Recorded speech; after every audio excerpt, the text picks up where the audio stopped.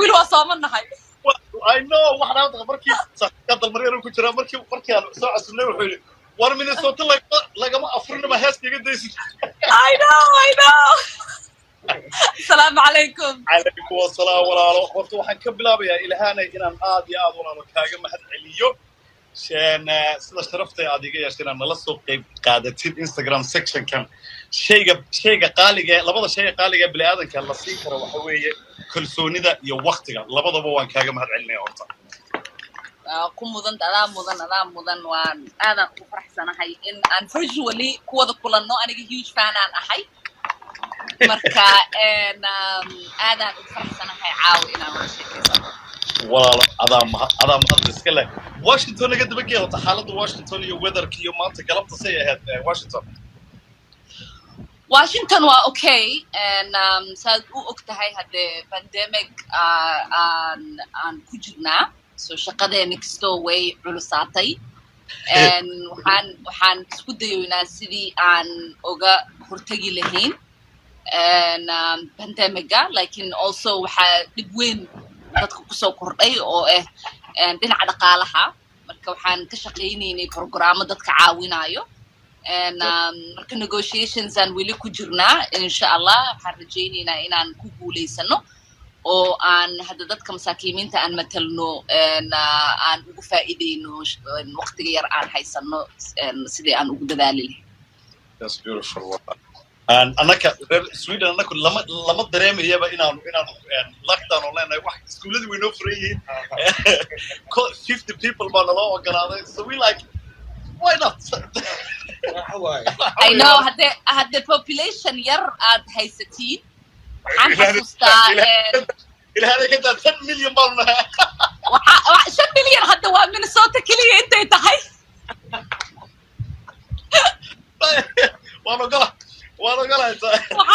waxaan xasuustaa 2005 kii waxaan tagay Stockholm iyo Göteborg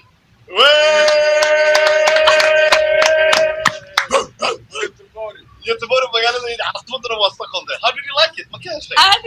aadaan uga helay markaasay wiilkayga aan uurkiisaan lahaay cunugayga labaad 2005 kii ahayd ingiriiskan soo maray hadda ingiriiska oo khayle iyo buuq iyo madax dhaq igu soo xanuunay reer UK waa maqlasan waxaan tagay meel oo dadkii oo dhan hadda ay iska khawabsan yihiin oo firefighter oo qaylinay iyo siren oo police oo yeeray iyo ambulance wax dhan aan la maqlaynin dul iska wada cagaaran dadkii ay iska maskiimiin yihiin marka ani Minnesota aan ahay dadka badankood waa Scandinavian waa Swedish Norwegian ama Denmark ay ka imaadeen ama Finland so marka dadka noocaas ee iska qabooban hadda waan la qabsanay inta Minnesota marka laakiin magaalo capital oo saas quiet u weligay waa tagay isma dhahaynin marka waa nasiib weyn aan leedihiin waxaan xasuustaa familkayga hooyo dhinaceeda oo tiro badan aad degan Göteborg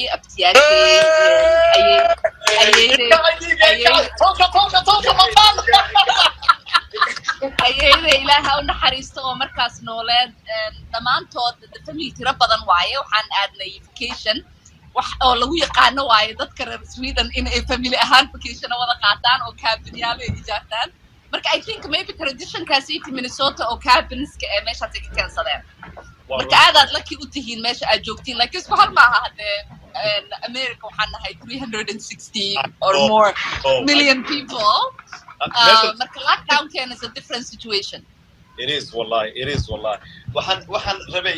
xaq waxa ka daawanaya dhalinyaro aad iyo aad u badan waxaan xasuustaa shalay marka commercialka introga videoga aan soo dhigay hablihii oo dhan waxaadan Subeerow habeenoo talaad ilaahay waxaan ugu leeyahay Nacima Joker markaasay say kaadida nooga dhameysaan u qoslaynay ayaa waxay tiri warsan iga daaya annagu waan fahmi weynay isba noqotay frozen aan noqoteen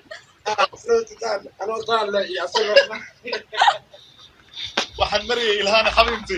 waxaan mariyay hablaha dhalinyaro hadda waxa ku daawanaya hablihii macaawlaalaha iga yareeraa oo role model ah u tahay hablaha yaryar maxaa oran lahayd ee raba footstepkaaga inay raacaan and waxaan ku dhihi lahay is-aamina qofka markii uu rabo meel in uu gaaro ama uu hami leeyahay waxaa ku muhiim ah in uu asiga is-aamino in hamigaasaytii uu fulin karo and then kabacdi waxaa muhiim ah in dadka oo aad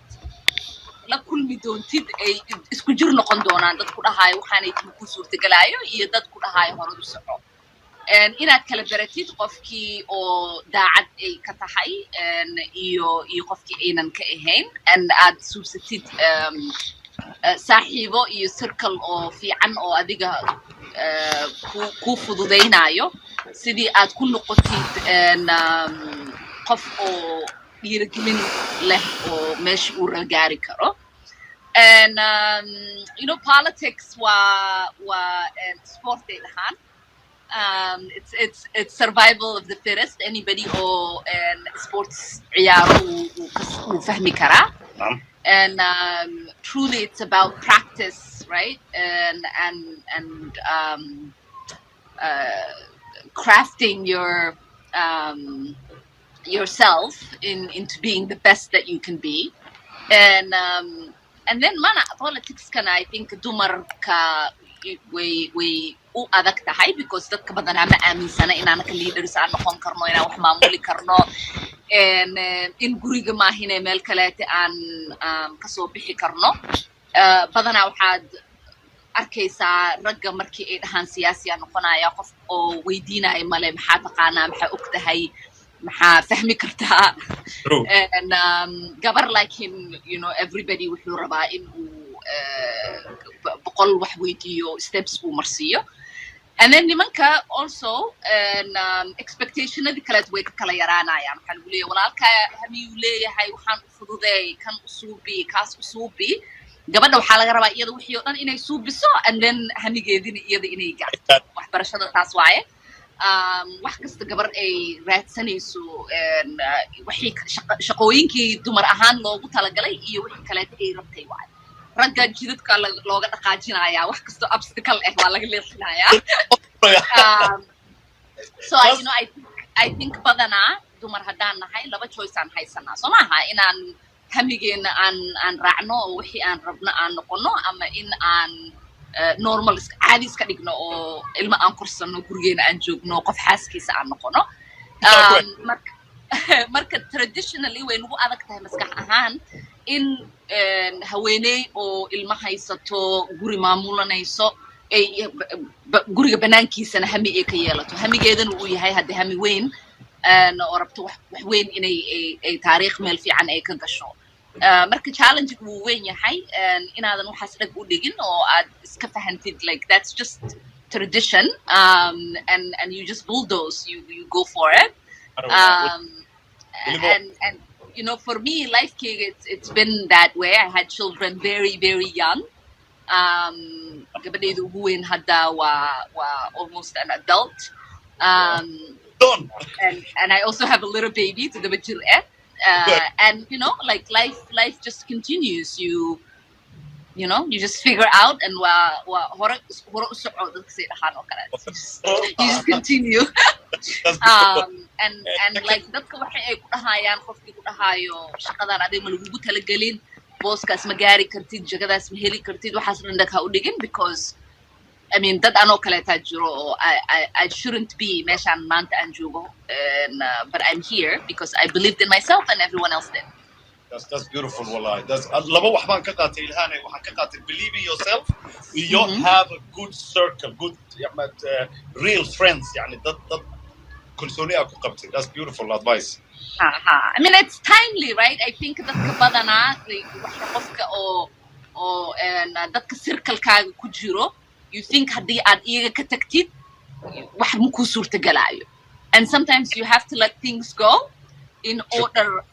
to create more space for others to come in who are going to help you be the best person that you can be. That's beautiful, والله. تكلم إلهاني ولا لا أنقول ربنا كويدينا. What inspires you? يعني what motivates you? هذا the شنطة الصومالو دم proud of you. يعني هذا عاو حقا مسؤوليتي بكتير وسيروح اللبانين ضدك مقع يشرف كلها. كان بحدي فنك سبورتس كا صومالو دم بمتشابهاتها. Difficult hard times نوا وهاي ستا here and there. ما حد motivates